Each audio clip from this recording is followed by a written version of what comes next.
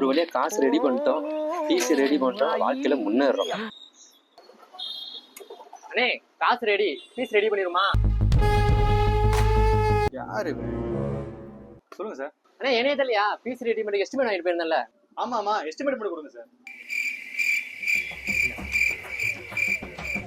ஒரு நிமிஷம் இருங்க. சூப்பர், 3 மாசம் முன்னாடியா? இதா தரேன்.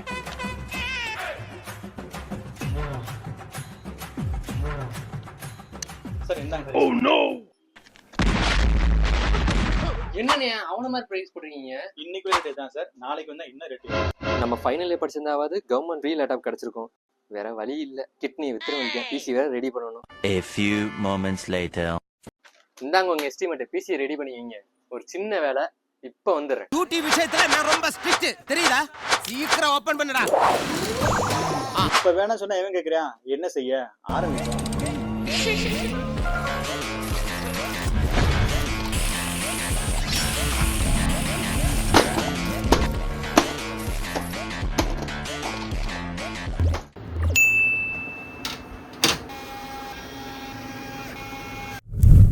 சார் சிபி ரெடி ஆயிடுச்சு, எப்போ வந்து வாங்கிக்கிறீங்க?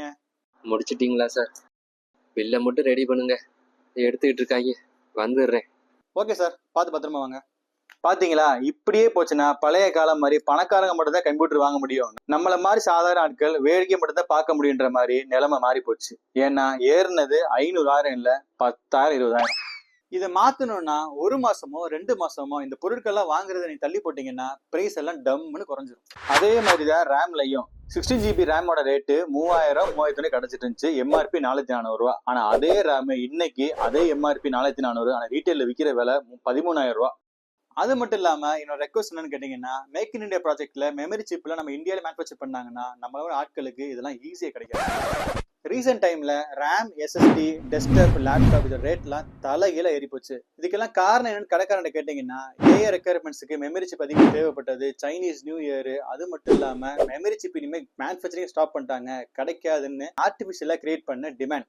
இதை பத்தி நாங்களே நிறைய அவேர்னஸ் வீடியோ போட்டிருந்தோம். அதாவது நவம்பர் 2025லயே வெஸ்டர்ன் டிஜிட்டலோட எஸ்எஸ்டி மேனுஃபேக்சரிங் மார்க்கெட்டுக்கு வர ஆரம்பிச்சிச்சு. ஆனா அதுக்கப்புறம் அதெல்லாம் எங்க போச்சுன்னு தெரியல, அதாவது பதுக்கி வச்சுட்டாங்க.